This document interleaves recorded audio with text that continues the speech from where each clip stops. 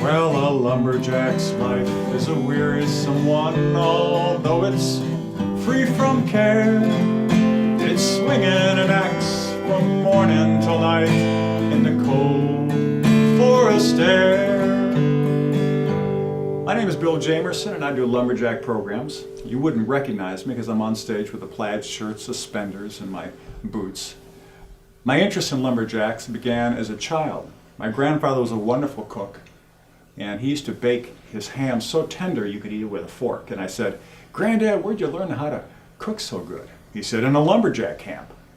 And he told me stories of what it was like living in a bunkhouse, how it was like walking into blue fog and the sights and the smells. The lumberjacks really provide a window into the world of our forefathers. It's a very colorful segment of our history. A lot of our language comes from the lumberjack days. Hit the hay, don't let the bed bugs bite. Don't fly off the handle. They had names for all their food. Pancakes were belly shingles, beans were logging berries, pork was sow belly. And my program really is to dispel the myth that these men were spendthrifts and would throw away their money in the spring on when they blew their stake into town. The lumberjacks were actually very serious, hard-working immigrants who were saving money to become homesteaders. And these are the stories I love to share. Stories that are fun. A fellow was pouring syrup on his pancakes one day and a mouse fell out.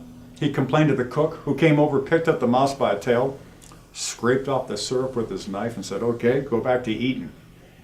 I recall a fellow who told me how his grandmother got a job at a lumberjack camp, and she said, "I want to marry a lumberjack on a Wednesday in July."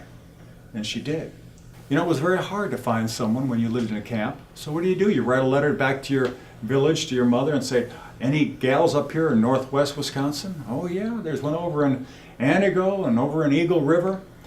One of the fellows wrote a song, which I just enjoyed. Love is a mighty funny thing, catches young and old, just like a plate of boarding house hash, for many a man it is sold. Songs about love, songs of hardship, struggle. These are stories about our forefathers and how they came to this country with a shirt on their back with the intention of becoming homesteaders, because $40 bought 40 acres of land. These are traditional songs which were written by lumberjacks, and they evolved over the years. A fellow who was coming into town one day, he overheard two women bragging about their husbands. And one was talking about her husband, the shanty boy. One evening as I rode along, as the sun came down, I rode along quite carelessly till I came to Ironwood town. I heard two maids conversing as I slowly drove on by. One said she loved a shanty boy, the other a farmer's son. And these songs go on to tell the stories of the relationship of the men with the women. They were a hardy lot. They worked hard. They worked in the cold. They were rough of dress. Their language was colorful, and they fought a lot, but these were men of pride. They were honest, and there was no stealing in these lumberjack camps. So they're about our forefathers. And these are the songs and the stories I share.